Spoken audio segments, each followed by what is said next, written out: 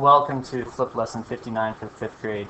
Today we're going to talk about subtracting from the number 1 and adding mixed numbers and what that all means. Basically we're starting to look more at adding and subtracting fractions. Looking at these pictures, I can see that I have a circle that's divided into two sections.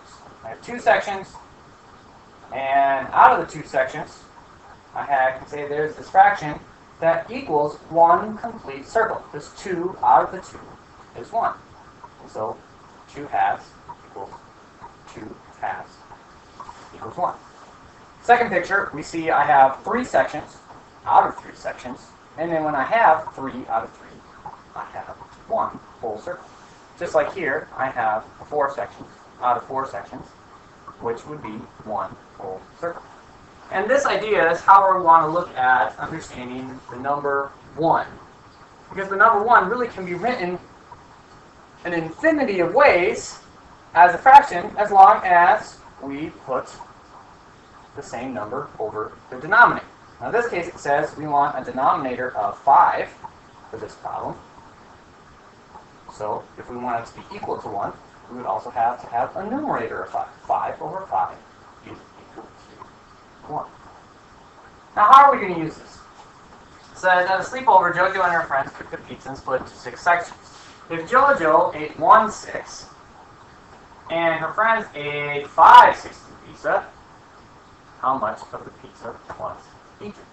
And so in the end, we're adding 1/6 plus 5/6. Right? Denominator stays the same. 1 plus 5 equals 6. 6 over 6. How much of the pizza was eaten? The entire pizza was eaten. In the end. So we see how the fractions work together to equal one whole pizza. Along with looking at fractions that way, we can start to add in the idea of mixed numbers also. So it says JoJo spent 1.5 hours cleaning her room and then 2.5 hours cleaning the rest of the house. She must have a pretty messy room. How long did JoJo clean?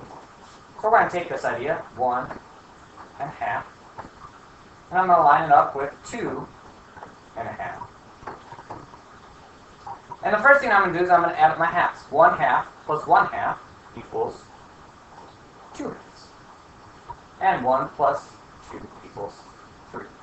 But this isn't our final answer because we don't want to leave our fraction necessarily in this way.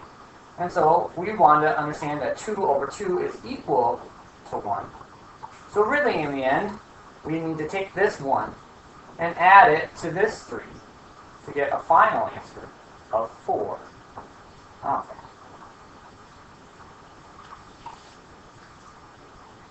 Let's take another look at a different example.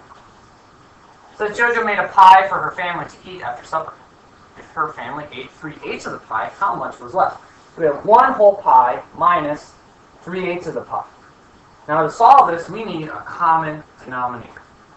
To do that, we need to take this 1 and we need to turn it into a fraction with a common denominator of 8. So if I want a denominator of 8 and I want it to be equal to 1, 8 over the top. Now I can subtract the 3/8 to get an answer. Denominator stays the same. 8 minus 3 equals 5.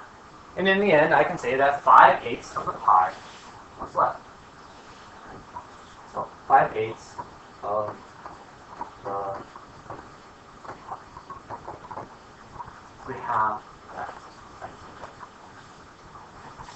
So I'll leave you with this as you work with subtracting from 1, finding fractions that are equal to 1, and then adding and subtracting fractions and mixed numbers. That is lesson 50.